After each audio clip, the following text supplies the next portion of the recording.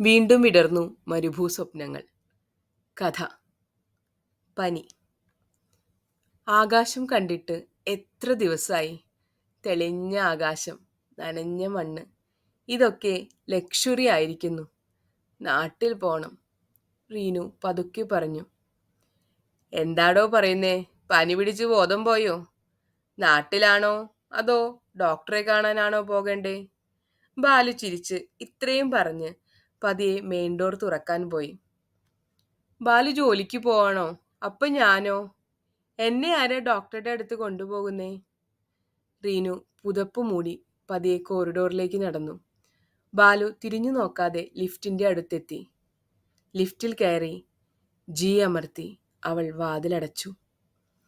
വീണ്ടും സോഫയിൽ പുതച്ചു കിടന്നു. കാലത്ത് കഴിച്ച പാരസെറ്റമോൾ പണി നിർത്തി. ഇനി ഒരല്പം കഞ്ഞി വെക്കണം. അമ്മയുണ്ടെങ്കിൽ കഞ്ഞി ഉണ്ടാക്കി തന്നേനെ. അച്ഛൻ്റെ ചുക്ക് കാപ്പി ഇവിടെ പെട്ടുപോയല്ലോ. പ്രവാസിയാണെന്ന് വല്ലപ്പോഴും തോന്നുന്ന അഹങ്കാരം പോകുന്നത് ഇങ്ങനെയുള്ള സമയത്താണ്. നാടണയണം, മഴ നനയണം. നാടണയണം, മഴ നനയണം. കുക്കർ വിസിലടിച്ചു. കഞ്ഞി റെഡി. ഇനി ചുക്ക് കാപ്പി, ഒരു പാരസെറ്റമോൾ, നല്ല ഉറക്കം.